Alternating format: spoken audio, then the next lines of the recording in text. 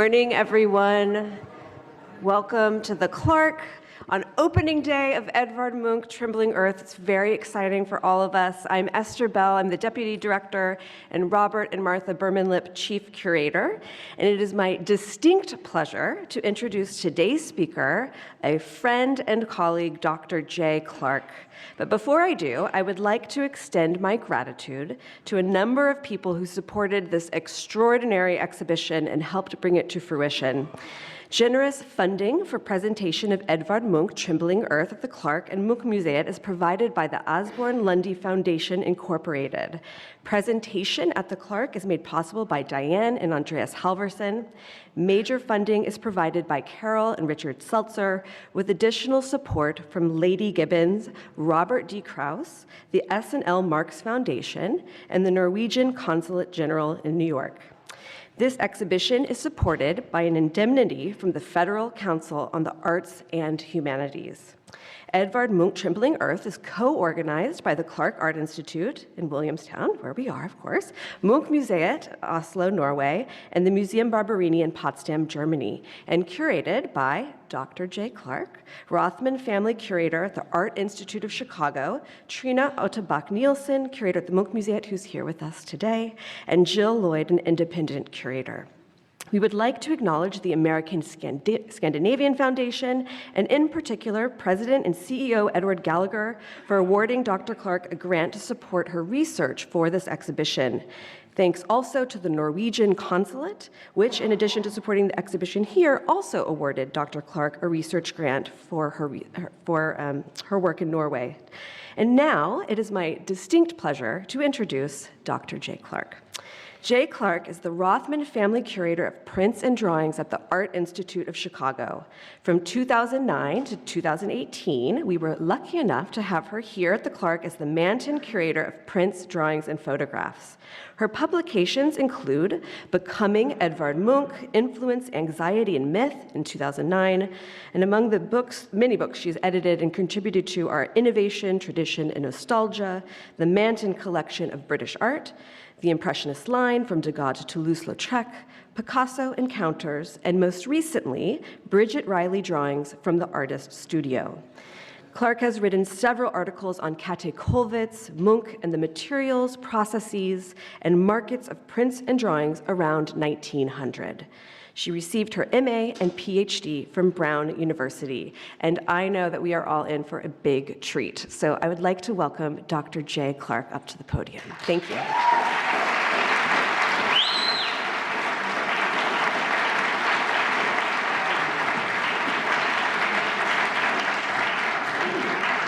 Thank you so much for that lovely introduction. This exhibition has been a true honor to work on, and I'm so grateful to the Clarke for allowing me to continue to work on this when I moved to Chicago. It really is a team effort, these kind of exhibitions, and so many at the Clarke made this possible, and it was such a treat to work with Trina, who's here, and Jill over many 6 a.m. Zoom meetings in Chicago. Wonderful, really a great, great honor. I'm also very thankful to the lenders to the exhibition. It's not easy to have your well-regarded paintings come off the wall in museums, or the favorite one that hangs in your living room. So we're very, very grateful to the lenders for parting with their works to make this exhibition possible, to tell this story that I've been thinking about for a long time. And most importantly, my children Liam and Cora are here today, and they've never heard me give a public lecture, so the pressure is on. So, we shall begin. When we think about Edvard Munch, it's most often in relation to his images of anxiety, human suffering, and death. And I show you two well-known paintings from his early work. On the sick child, we see the sick child on the left, which is sort of remembrance of his sister Sophie, who died of tuberculosis when he was 14 and she was 15. And the death, of course, impacted the entire family. And on the right, we see a painting called Death in the Sick Room, in which the family circles around the chair in which she's dying. But he doesn't show them at the age when she died. He shows them the age they are when the painting was made, so the death really remains with them. And we probably see Munch walking out the door on the right. And you'll notice none of them are interacting. They're all sort of isolated in their grief. Of course, we all know the famous work of art, The Scream, on the left, and I'll show you the version from 1893 at the National Museum in Oslo, which we're going to be talking about later, of course. That's one of the images we probably most associate with Edvard Munch. And another painting called The Vampire, which Munch initially tied love and pain. So we see a woman kissing, maybe biting, the back of a man's neck, and her hair looks like blood coming down across him. So again, these are the images that many of us, if any of us, think about Munch at all, which I hope some of you do. I certainly do. These are some of the images we think of. So now I'm showing you two paintings that are in the exhibition. For the experts in the room, they may be familiar, but I imagine most of you have never seen them before. They're by the same artist, but an artist that we all know far less. Munch is not known as a landscape painter, and yet over half of his entire painted production has scenes from landscape and scenes of nature, both with people in them and without people in them. Why do so few of us know these works? When I started thinking about the exhibition many years ago, I wondered why there's a Munch we know and a Munch that we don't know. Of course, there are famous images that really reverberate across time, like the Scream. But if we take out that figure in the Scream and look at the nature surrounding it, what else can we learn about the artist? I hope this exhibition can reveal a new Munch by seeing works that we've never seen, and perhaps even better, seeing works that we know in very different ways. Can everyone hear me? Should have asked that first. Good, okay. So today, we're gonna look at three different themes in his work that the artist explored throughout his career, focusing on the natural world.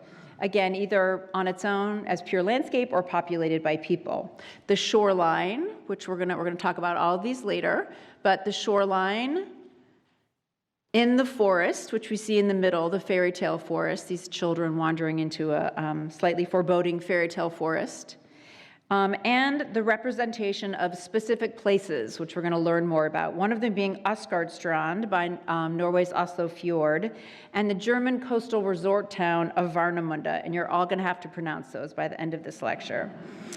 Munch focused on specific themes in the forest, on the shoreline, and in Warnamunde and Asgardstrand.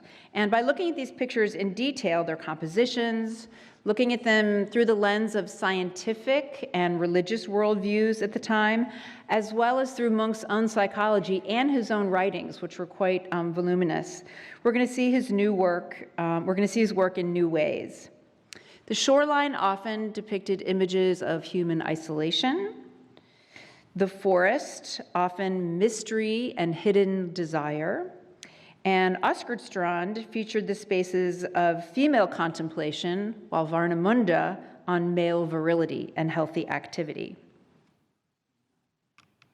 So we're going to start with the shoreline. We're so lucky to have these two pictures in the exhibition. Munch's Moonlight on the left and Summer Night by the Beach on the right depict one of the artist's most enduring symbols, a moon reflected on the water, casting its light. On the foreground, we see a sort of grassy area, or the land. In the middle, we see the sort of rocky shore. And then the entire upper half of the painting is in this beautiful, majestic blue. Some ripples of water visible on the right. And then on the left, we see the limbs of the trees, which look a little bit like green clouds in the sky. They have sort of a strange quality to them. So the unseen viewer stands, which is us, stands a bit of a distance from the shoreline, separated by these horizontal bands. Moonlight and Summer Night by the Beach evoke the shore and the water as a living, breathing entity, not just picturesque views to be appreciated. And the artist himself talked about the shoreline this way, quote, "The shoreline became the perpetually shifting lines of life," unquote.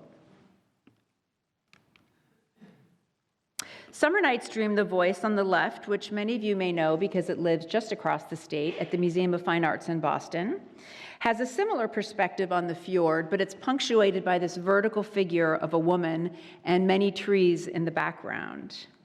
Again, they're brown trunks with very sparse leaves on the top of them. It's similar to Moonlight, except, of course, this very persistent female present. And as the title suggests, the voice, there's an unknown, unseen voice. And I think there's a sort of hypnotism to her eyes as well. We see her sort of staring out at us. In this painting, Shore, on the left, the colorful rocks, which are just suggested in the earlier paintings, take up almost 3/4 of the canvas. Munch animates this inanimate nature. And the diversely shaped pink, blue, brown, and green rocks and stones, they're agitated. They jut in all different directions. They almost suggest living creatures. And in his diaries and literary works, Munch talked about the elemental interconnectedness of air and water and land. And I quote him again, "The earth and the stones long to mix with the air, and human beings and animals and trees were created, and air turned to water, and earth became air." So again, we're going to talk about this interconnectedness. Another painting he did called Mystery on the Shore, which we see on the right, you'll notice a very strange smiley face rock on the right. So again, this notion of earth coming alive. And then there's what is probably a tree stump, but also resembles the sort of flowing locks of a woman's hair, is in the center of the canvas. In another passage, Munch said, quote, "In the pale nights, the forms of nature have fantastical shapes. Stones lie like trolls down by the beach. They move." That's almost, you could say, almost in relation to this painting. And we're going to talk about this anthropomorphism in nature, again, nature coming to life and taking on human qualities as we go along. The activated spaces that Munch depicted between land and shore, mostly made of rocks and sand, were created over centuries of interaction between the water and the earth. Layers of the earth and the stone held particular meaning for Munch and his contemporaries due to the fact that geology was then growing as a discipline, and evolving theories of human time, evolution, and the Earth's cyclical history were being published steadily in scientific and popular literature. And here I just show you an unbelievably beautiful shot of Norway's fjords. Yes, this is a travel advertisement. You must go. And in what has been called the stratigraphic gaze, which is the stratigraphy going down in time, nature was increasingly understood not just as a horizontal view onto nature, but vertically as geologists uncovered the layers of sediment that aged upwards in the mountains and downwards into the sea. And it's important to remember that Munch was from Norway, where the bodies of land that emerged from the water slowly over the centuries, and the fjords for which the country is so well known, like the one on the left, were forged by the rivers and other bodies of water. So the realities of these layers of rocks were very much ever present for him. And I just show you a map of Norway here, and I think it's important to remember that so much of it is shoreline, so much of it is water and fjords. Also part of Munch's historical knowledge were images of mountains, glaciers, and fjords by his predecessors. And one of the great ones is Johann Christian Dahl, who was a Norwegian romantic artist. And I show you just two examples here, a glacier on the left and a beautiful view of the fjords and mountains on the right. So these are paintings that are in the National Museum of Oslo, paintings Munch would have known the artist was, one of their heroes. So Munch inscribed this drawing on the right related to his Tree of Knowledge portfolio, which we're going to talk about later. Again, on the right, quote, Even the stone's hard mass is alive, unquote. So here, a human face gazes out. I hope you all can see that. Human face gazes out on the landscape from the rock and is anthropomorphized as human, as the inscription reads. So again, the stratigraphic and the anthropomorphic gaze of the man stone is very much visible. And yet, as if predicting the truth of the image, the line above this strange face coming out of his own says, quotes, "Notes of a madman." And one thing I wanted to just point out, so the Tree of Knowledge of Good and Evil was a book, a portfolio of sorts, that Munch created in the 1930s. And it was this big book of drawings, writings, and some of the works come from the 1930s, and others were drawings and prints he made earlier and sort of tipped in. So I wanted to show you where the title of the exhibition comes from. This is another beautiful drawing that you'll see in the exhibition on the right. And down here in English, the English translation is Trembling Earth. So this is the Earth, this is the three power centers here, and as you see, this sort of serrated line is Trembling Earth. So that's where, and all credit goes to Trina and the Munch Museum for that fabulous title. Another work that joins earth, water, air, and anthropomorphism is Munch's painting The Island. So the viewer again stands on the shoreline looking out at this island, and then these yellow, purple, and blue ripples in the water. And in the lower left is a dark brown plant or tree that rises up to the height. And I show you a detail of that tree or plant here.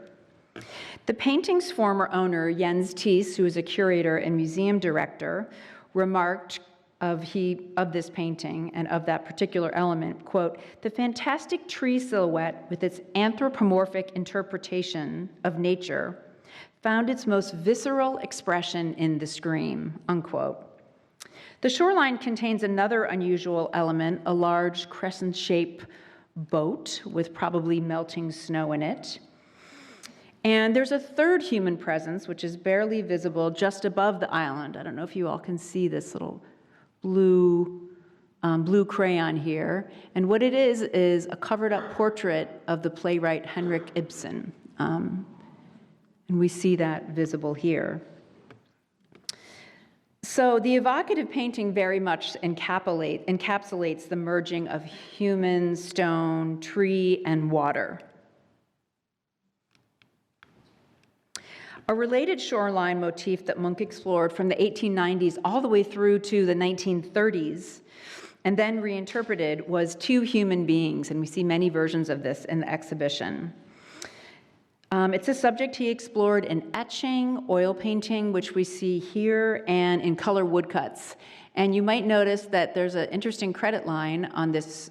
It was in a private collection for many, many years. Sadly, we could not get it for the exhibition, but it was just over the last few weeks given to the Harvard Art Museums. So you'll be seeing it there shortly. I think they're planning an exhibition, I've heard.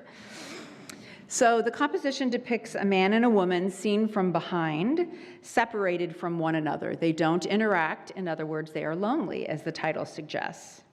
The woman is dressed in white with blonde hair, and the man in a dark suit, sort of like an everyman. The space where they stand between the shoreline and the water is once again heavily activated by stones, large multicolored rocks. And this one on the left sort of in some ways resembles a gaping mouth. In 1899, Munch used his jigsaw method to create numerous color woodcut variants of the motif. And I'm showing you an example, a sort of a rendering of this process. So what he would do is he would take what's called a fret saw, take a block of wood and cut it into a variety of pieces. So here, this is one piece with the man and the shore. This is another piece here with the woman, and then another piece with the bluish green water. He would ink them separately and then put them together and print them on a piece of paper. And as you'll see in the exhibition, it was a very inventive method. And you'll see in the exhibition, in that way, he could make all sorts of color variations from the same blocks of wood. And he kept these blocks of wood over decades and reprinted them and reinterpreted them as he saw fit. And here I show you two color variations of the final print. And as you see, the colors also bring symbolic elements. And what he did here with the moon and its shadow, which we've seen in the other shoreline painting, is a stencil. We've all made stencils. You put on a sheet of paper and you draw through the stencil. It's just a simple stencil he used for the moonlight. And then here what he probably did, this is all one block. And what he probably did is he used a paintbrush, painted half of it green and the other half of it black, and printed it.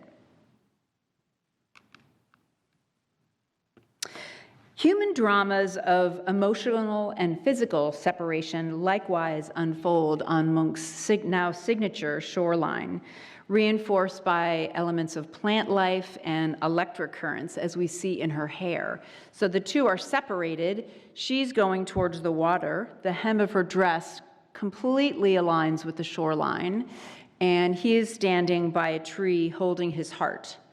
Now, in other works, you'll see the artist holds his heart. Out of his heart comes blood, which then nourishes the flower that grows below him, in a typically Munchian way called the flower of pain.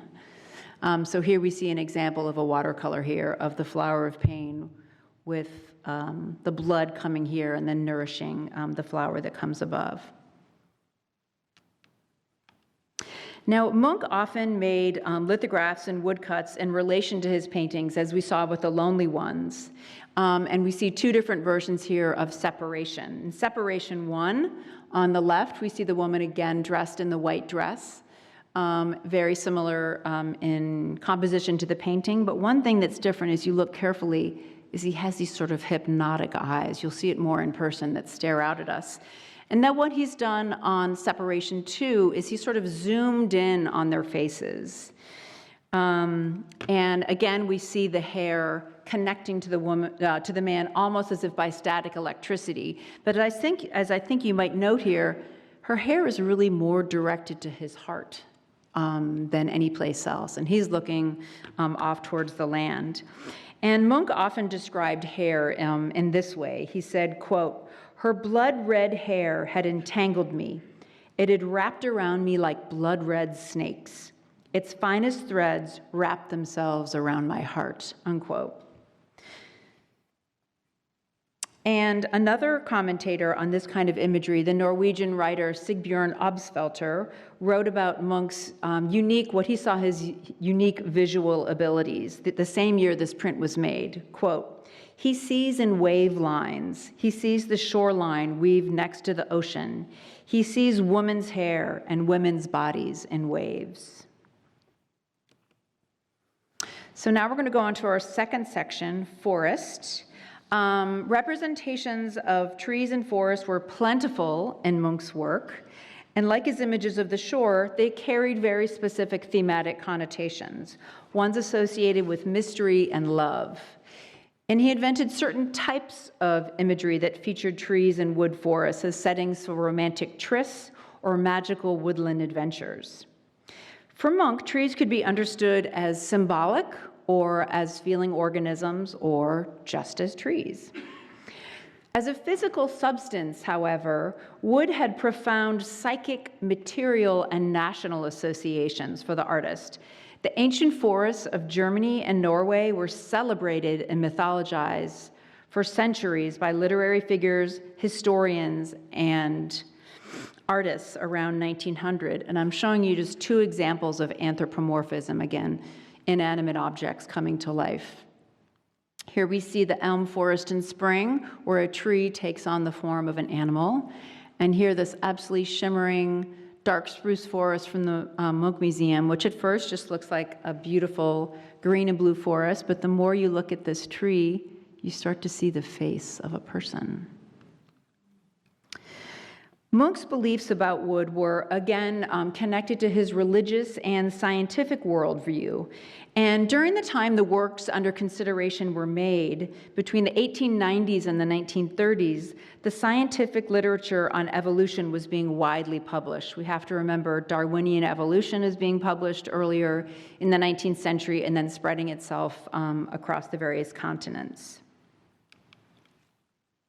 And scientists like the pro-Darwin Ernst Haeckel, who really spread Darwinism around Germany for the most part, whom Munch very much admired, he promoted and wrote about and drew a belief in something that was called physiology, which was a burgeoning scientific philosophy that connected living organisms with circulation, reproduction, respiration, genetics, death. Everything was sort of interconnected in this whole.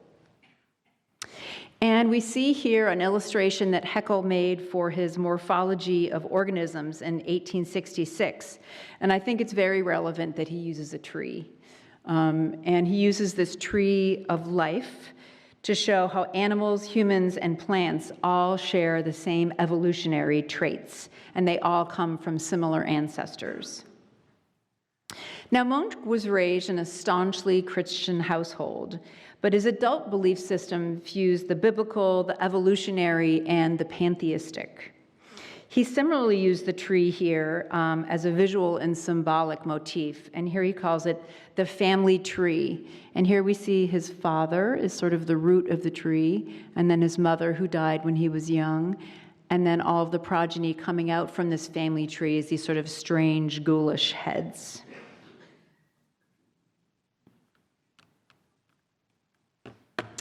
Munch himself wrote, quote, "Wood is something that is alive," unquote. And due to its cellular structure and its growth rings, an inanimate organism capable of enacting an elemental charge. And elsewhere, Munch noted, quote, "Out of my rotting corpse will grow plants and trees and grass." So here the interconnectedness between death and life is very much exemplified. And these are two works, a lithograph on the left and a drawing on the right, called Life and Death or Metabolism. And here we see there's a dead woman whose body is emitting these sort of scream-like organisms, which then fertilize the earth, out of which grows the tree, out of which grows the pregnant woman's growing belly, and the sun is shining on her. So this idea that everything is interconnected. Among the first of his motifs to place an image of sexual longing and despair in front of a forest backdrop was his ashes, and here we see ashes 2 and ashes 1. He initially titled his painting After the Fall, connecting it, of course, to the biblical story of Adam and Eve following their sin or fall. In the book of Genesis, Adam and Eve are forbidden to eat from the tree of knowledge of good and evil, the title of Munch's own later publication. And when they do, their action precipitates moral decline. So in the Bible it says, quote, "In the sweat of thy face shalt thou eat bread till thou return unto the ground, for out of it wast thou taken. For dust thou art, until dust thou shalt return." Another way of saying this is ashes to ashes, dust to dust. So I think that there's no question that that relates to the image of ashes here. So what we have is a woman with her head, hands on her head. They're coming out of a forest, and here the man is crouched in despair, and below him in Norwegian is the word ashes, which has like a burning element, and the smoke raises above and goes to this sort of sphinx or gorgon-like head who sort of ominously watches over the whole scene. And we have another manifestation of it here.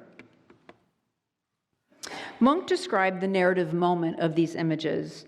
"I felt our love lying on the ground like a heap of ashes." So again, this is a sort of dissolution of the relationship.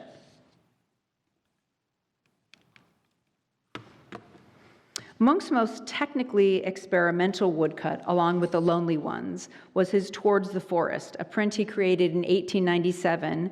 And as I mentioned, he would keep his blocks and reprint them over decades. Towards the forest reinforces this physical contact as the two are arm in arm. The man is clothed, the woman is nude. And in his letters and diaries, Munch talked about the forest as a place of holiness, almost a religious space. And he said, quote, "They went into an opening in the forest. On both sides stood tall conifers and birches, lush and dark against the twilight evening air. They walked up and down silently, heads bowed. They were enveloped in an atmosphere of solemnity, as though in a church." So the vertical thrust of this particular woodcut, I think, is quite interesting. So I think it's important to note that he doesn't hide the grain of the wood when he makes the woodcuts. He reinforces the grain of the wood, and it becomes part of the story. So here we had these vertical elements here, so it's almost like a triptych in a church. And then these horizontal lines are quite different. Another variation includes a jigsaw element. I mentioned he would carve these at the top and printed separately. And you will also note that he has covered up her naked behind with a skirt. So he printed another element too, and really, in the one on the right, really reinforces the forest so we can see the trees much better. Throughout his career, Munch represented children amidst a lush forest or entering what he called a mysterious fairy tale forest. And the first work here on the screen is dated to 1901-02, depicts a group of 5 children holding hands, their diminutive bodies really dwarfed by the forest. And the various shades of green make up this very dense forest. And as you see when you look at the painting in person, there's also some strange anthropomorphic shapes, like a big mouth here of this tree, and sort of twisting versions of the trees here. The forest theme very much calls to mind a very poignant image that Munch drew around 1890 called Bertha and Carloman, the image we see on the left. Now, these were the fictional names he made for he and his deceased sister, Sophie. So Munch often wrote in the third person. He would give himself different names, write family stories, made-up stories. He wrote quite a bit. But again, he would make up different names for people. But here we see he and his sister walking hand in hand into the woods or into the forest. And decades later, Munch returned to this composition in The Magical Forest on the right, wherein a mother and child are holding hands and venture forth on a path with twisting trees and vibrantly colored earth. And I was so delighted yesterday walking through the exhibition, and a woman said, "Everything really looks alive, like it's vibrating." And it really does when you stand in front of it. It's an incredible painting.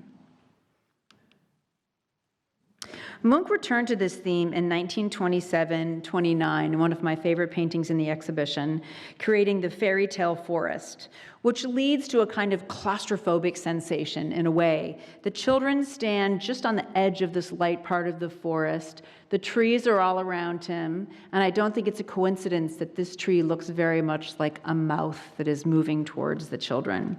And the acid green colors and the scale of the trees really adds to the sense of tension. So throughout his adult life, Munch would have known the artist and writer Theodor Kittelson's texts and illustrations for Norwegian fairy tales, one of which I show you on the right. The two, Kittelson and Munch were in fact neighbors between 1912 and 1914. And one among the many stories that echo the children's fear in the fairy tale forest is Kittelson's story, The Forest Troll, on the right, which is, so not only did Kittelson write the text, but he also illustrated them. And this is a wonderful drawing in the National Museum of Oslo. And it shows this ghoulish face coming out of the menacing forest. And in the story, Kittelson describes small children going into the forest, searching for adventure, and they were eager for the terror that would await them upon encountering the hideous forest trolls. Among the most astonishing paintings made during this time was his Thuringian forest here. Between 1908 and 1909, Munch was hospitalized in Copenhagen for a nervous breakdown and alcoholism. It's hard to know which came first. But before this time, when he was hospitalized for an extended period, he sought what was called taking the waters, water cures in various spas and sanatoria throughout Germany and Scandinavia. And one of these sanatoria was at Bad Elsgersberg in the Thuringian forest in Germany. And it was here that he made this vibrantly colored landscape, which depicts a distant green forest, but also this incredibly bright, vibrant path. And there's also the longer you look at it, the more I saw in this area here, like lungs and organs and blood and coursing elements. And I asked the museum, the Dallas Museum of Art, to send me a photograph of the back of the canvas, because the back of the canvas can tell you a lot. It can tell you nothing, but it can also tell you a lot. And one of the earlier titles that Munch gave the painting in his own handwriting was Red Earth. So that's kind of interesting how he would change his knowledge over time. So the path of the red earth that bisects the Thuringian forest also calls to mind the bridge and the undulating curves we saw in the scream. Munch described the landscape in the scream as, quote, blood red, and later elaborated that a drop of blood is an entire world with its own sun and planets. The sea is but a drop of water from a tiny part of the body. So for Munch, microscopic cells or blood connected to the earth, as well as to the human body, as well as to the planets. Everything was interconnected. Munch made a series of paintings depicting the elm forests at Eckerle throughout the seasons from around 1920 to 1923, and we have one beautiful example in the exhibition. He bought a 45-acre property on the outskirts of Oslo, and these times were times of relative calm for the artist. And the paintings of the forest in the spring, the summer, and the autumn, which we see here up at the top for Munch, were not repetitions of narrative themes, but really reinterpretations of a similar image, not unlike Claude Monet. And of course, I have to brag on my own museum, the Art Institute of Chicago, 2 Monets on the bottom, very much in the way that Monet would look at his grain stacks in different times of day, different times of weather, but he would use the same motif to experiment in different ways.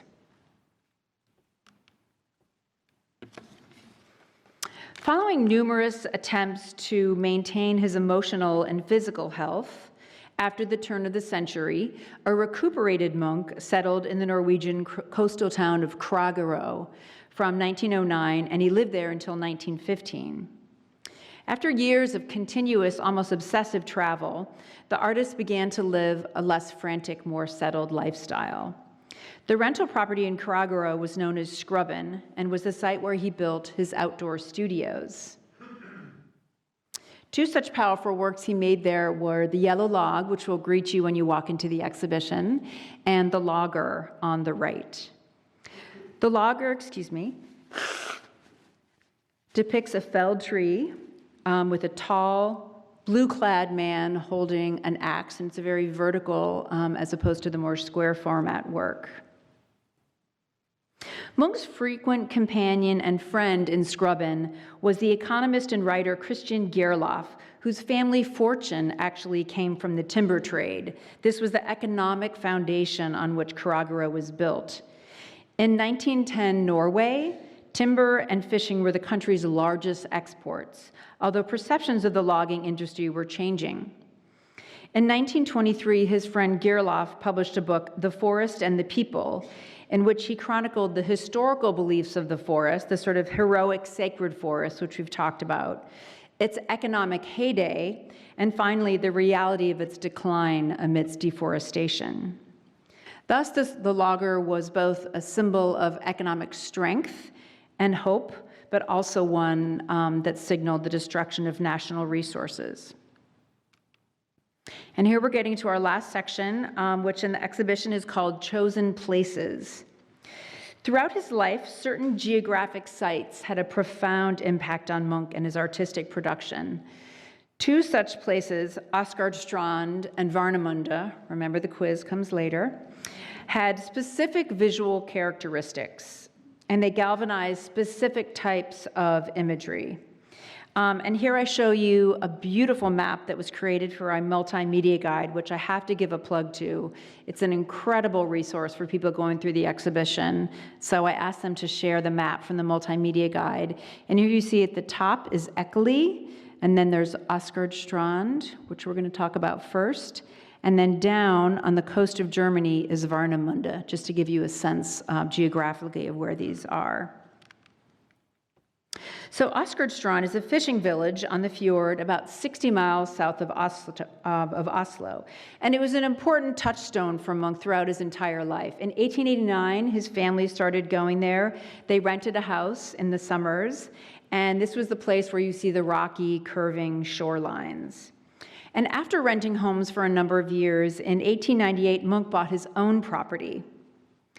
And the images he painted of the town, as opposed to the shoreline, featured this large manor, the Kjøsterud Manor here, in the center of town, his own home, and groups of children and young women in the village.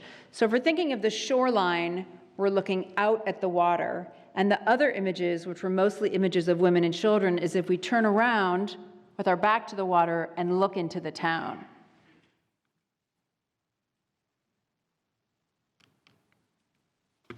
Describing the population of the town Asgardstrand, Munch said, quote, "There were only old fishermen in the town. Young men were all out at sea, and thus only old wives and women and children were to be seen."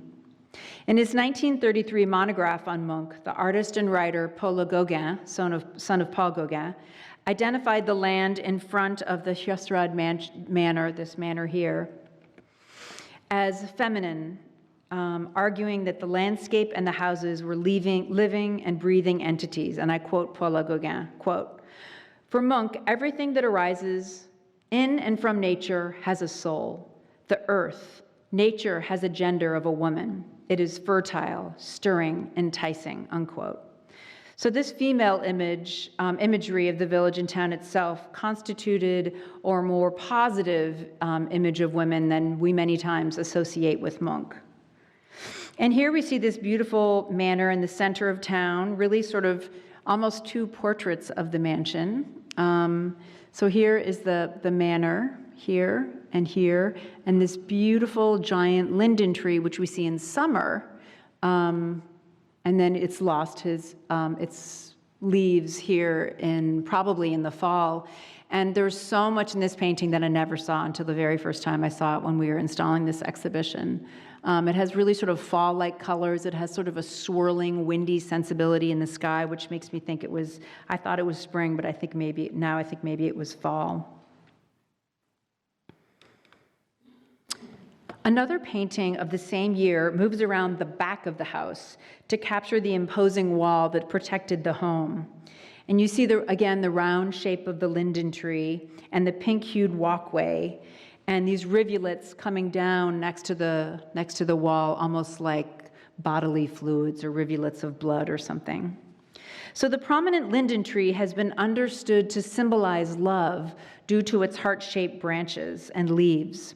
In Greek and Roman mythology, the linden tree was symbol of feminine perfection, innocence, and fidelity. And the Kjøsterud mansion itself and the homes adjacent to it were referred to as the sister farms, which one writer said they surround each other coquettishly. And here you see these so-called sister homes. Among Munch's most repeated motifs is the girls on the bridge.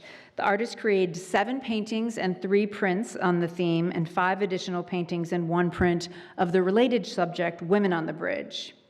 And somewhat surprisingly, given how many versions he painted, and the fact that his first biography called it his most famous masterpiece, clearly he didn't know how famous the scream would become, the work has become subject to less scholarly interpretation than his other works, such as the Scream or the Madonna. Munch commented on this fact in 1933, and he said, quote, "It is strange that the summer of 1901 has not been written about. It was the only peaceful summer I had in many years, the only summer I have had in my little house. Then I painted the girls on the bridge, the ladies on the bridge." And his friend Jens Teeth further argued that the girls on the bridge could only have been painted during a period of emotional stability, and it was classic among his works.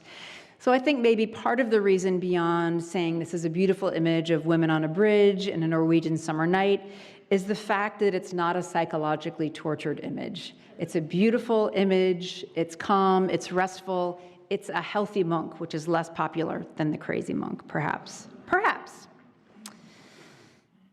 And one thing I just wanted to quickly point out is one of the wonderful things that happens in exhibitions is it allows the institutions lending them to do additional research. And the painting on the right was usually dated 1904/1933. We weren't sure of people were unsure of the dating. And the painting was at the Musée d'Orsay in Paris, and then it was coming here.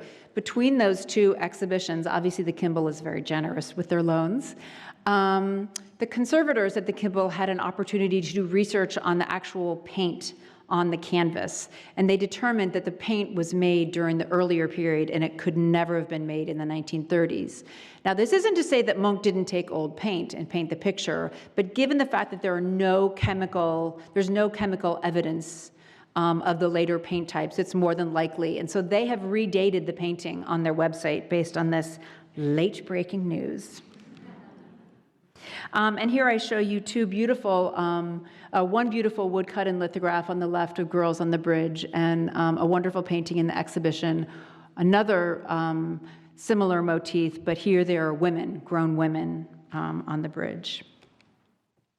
One of my favorite paintings, I've said that about like all of them, I think, but one of my favorite paintings in the exhibition is The Girl Under the Apple Tree on the left, very generously lent by the Carnegie Museum in Pittsburgh. This was the first painting by Edvard Munch to enter an American museum collection. And it also depicts his home of Asgardstrand in 1898.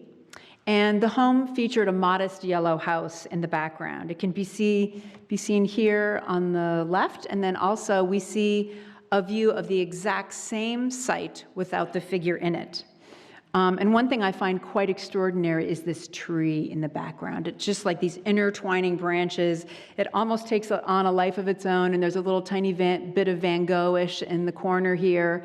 And then here we see the tree has taken on almost a different personality. It's kind of reaching over the house in another manner. But we're very lucky to be able to have these two paintings together, possibly for the first time, to make that comparison. Our final place of consideration is Warnamunde on the Baltic coast of Germany. And it's where Munch spent an intense period of time from 1907 to 1908. As I mentioned, he was often seeking water cures for his alcoholism and emotional instability. And the bathing scenes made in Warnamunde are very much evidence of Munch's participation in what was called the Vitalist movement in Europe. It was a philosophical approach whereby people sought the sun, fresh air, bathing, nudity as a sort of curative to urban anxiety and industrialism. As Munch wrote to the collector Ernst Thiel soon after his arrival in Warnamunde in 1907, quote, "I have recovered quite well. Quiet, fresh air, and good economic condition have achieved great things. I feel reborn," unquote. He similarly wrote to Elizabeth Forster Nietzsche, the sister of the philosopher Nietzsche, around the same time, quote, "I live in complete peace in Warnamunde, and my health is making great strides. The sea air, the quiet, and the intense water cure has had excellent effects." His images of bathers celebrated the strength of the male body, which we see here. And the center panel, which is amazingly here from Helsinki, was part of a 5-part series that Munch made. This is a schematic rendering of it. Really goes from youth to old age, and this is sort of male adulthood in the center panel. Munch's Bathing Men was first exhibited in Oslo in 1910 and elicited praise from one newspaper reviewer who saw it as a manifestation of, quote, "throbbing, blood-filled youth, the symbol of life. The large-scale fresh bathing picture, perhaps Munch's best, is now accomplished. So whereas girls on the bridge signified a place of calm rest in Asgardstrand and a feminine space, bathing men suggested a site of active masculine rebirth. And as the newspaper reviewer argued, a sign of health. And two other wonderful paintings we have in the exhibition. I mentioned before that there's a figure of youth.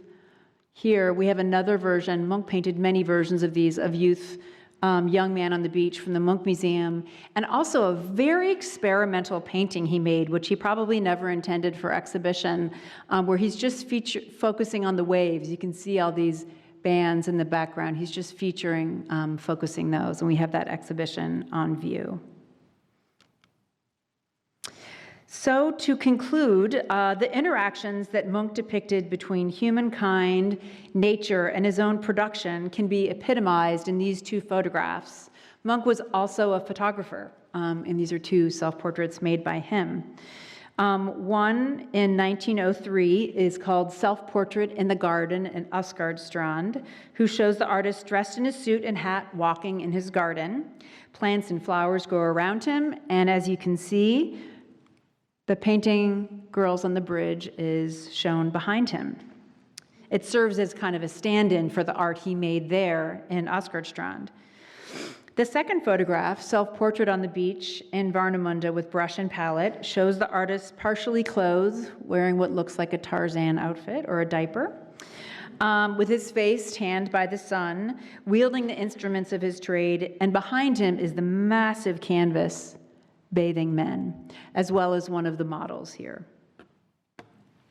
One self-representation is the epitome of the civilized gentleman, and the other is the earthbound nature seeker. Like his paintings, drawings, and prints of living nature, forests, rocks, shorelines, bridges, and bathers, these two photographs add alternative meanings to static objects behind him. When understood from the perspective of animate matter and the artist's own worldview, his pictures are far more than transcriptions of geographic locations seen through a narrative lens. They become objects of breathing, living, sensate vigor, just as Munch intended. And I'm leave you here with another one of my favorite paintings from the exhibition, a self-portrait with palette, where we see Munch there, again with the tools of his trade, painting himself, perhaps squinting towards the sun, perhaps grimacing ever so slightly. And where does he place his head? In the forest and in the sky. Thank you so much.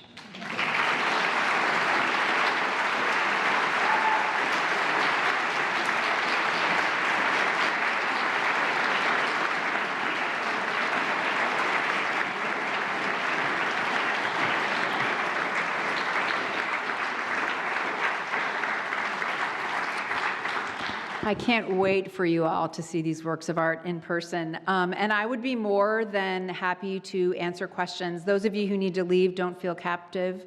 But I'd be happy to answer questions if the lights could go up a tiny bit in the room. Don't be shy. Oh, I have one up there, okay. And we have one here.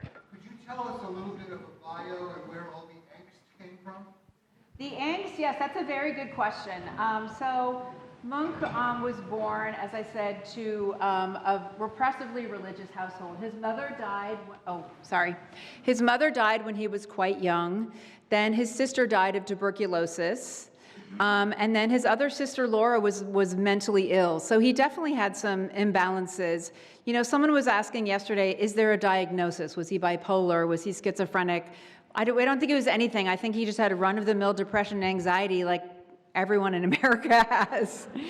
But no, so I think that, you know, that very much precipitated some of his earlier angst-filled imagery. But there's also this myth that there was an unhealthy Munch before he, you know, got sober and, you know, was in mental hospitals. There was an unhealthy and there was a healthy, but I don't think that's true at all. I think both sides, it's just easier to say it that way. You know, before he was hospitalization, he was sick, and then his art, you know, became less interesting when he became healthy, and you'll see that in the exhibition. There's some unbelievable works of art from his later years. So that's a nutshell. Jay? Yes? Oh, great. How was Munch perceived by the public and by other artists, and did he have relationships and communication with other artists of the time? Very good question. He certainly did. During his lifetime, his reputation went from he's completely scandalous to he's our hero. Sort of like many artists who were misunderstood during their lifetime. One of his first exhibitions that he was very excited, his first big exhibition in Germany, where the majority of his market was until the First World War. It was closed down by the authorities within a week because the art was seen as so scandalous. And then later in life, he was given all sorts of, awards and orders from both Germany and his native Norway. A lot of artists were very influenced by him. He really kind of kept to himself. He didn't have a lot of students. Artists would write to him. There's an amazing group, hundreds and hundreds of letters and correspondence. He was a very ample correspondent. So he could correspond with other artists, but he didn't have students per se. He was very influenced by other artists. They were in turn very influenced by him. So kind of runs the gamut. I hope I answered your question.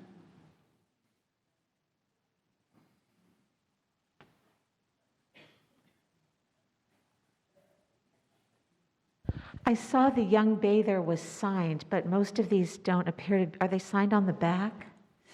Some of Munch's paintings are signed, and some of them aren't. Just like his prints, some of them are signed with graphite underneath, and some of them aren't. It doesn't necessarily signify anything. Sometimes it means that it was purposely unfinished. Sometimes it doesn't mean anything at all.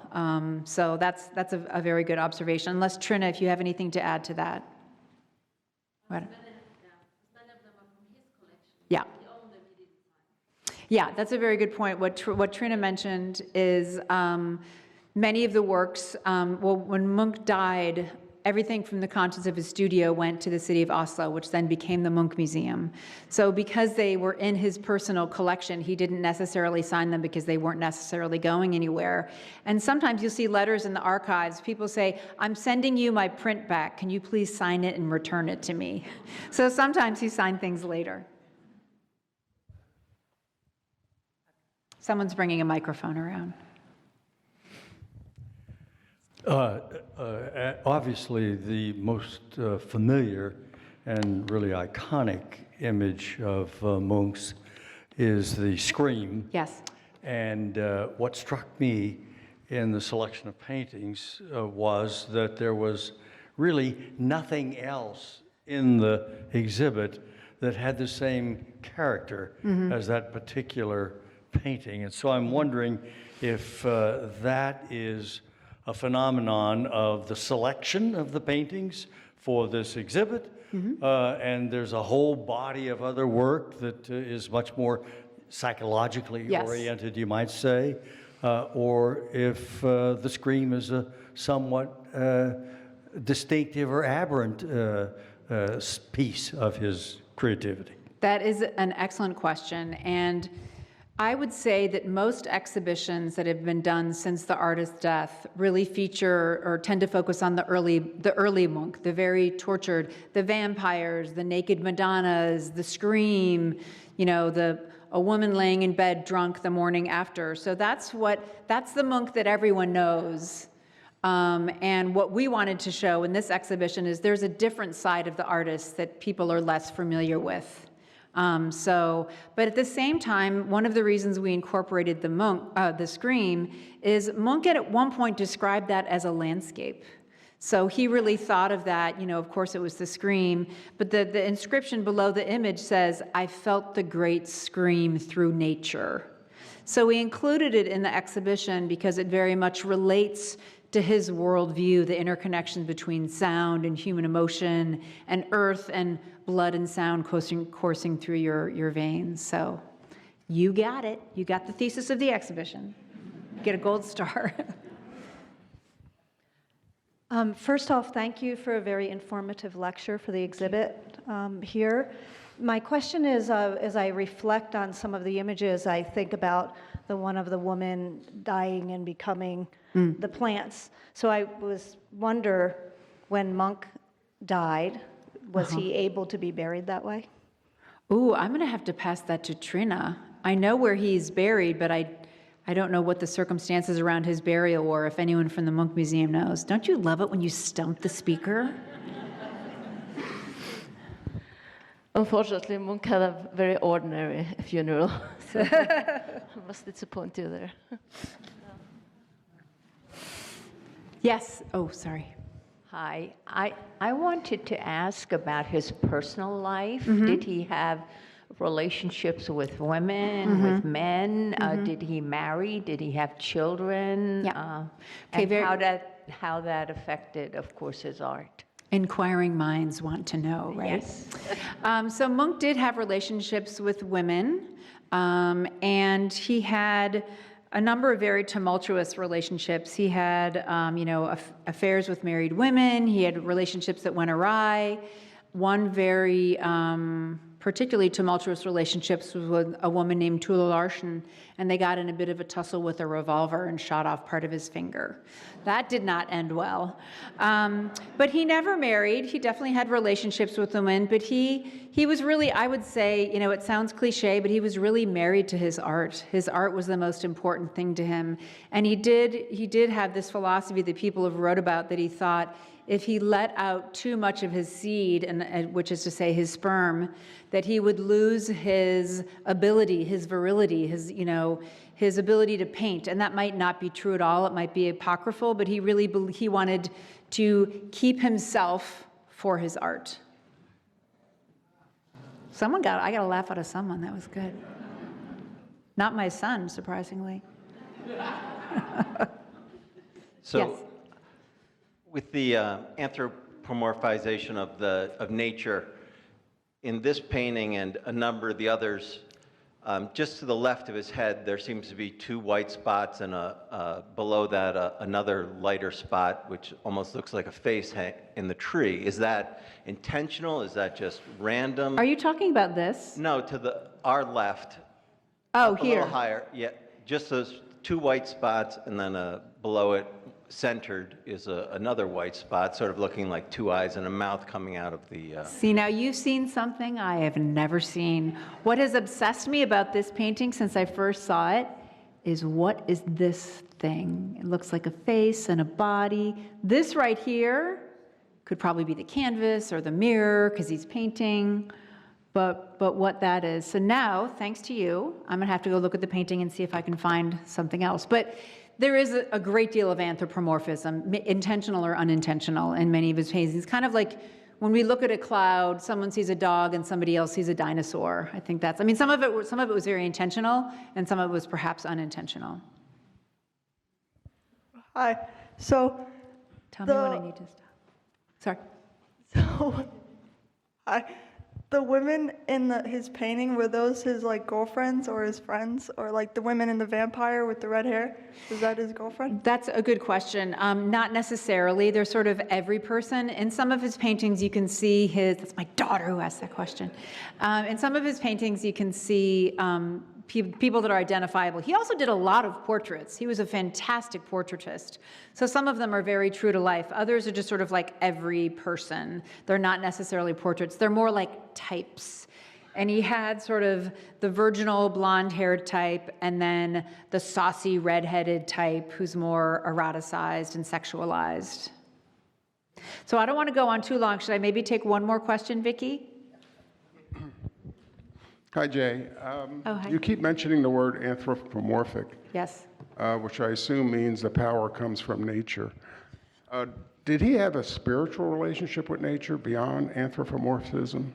He, something that Trina wrote about quite a bit in her essay, which I think is very important, is something that was known as vitalism or monism, a kind of, as you would know, transcendentalism in a way.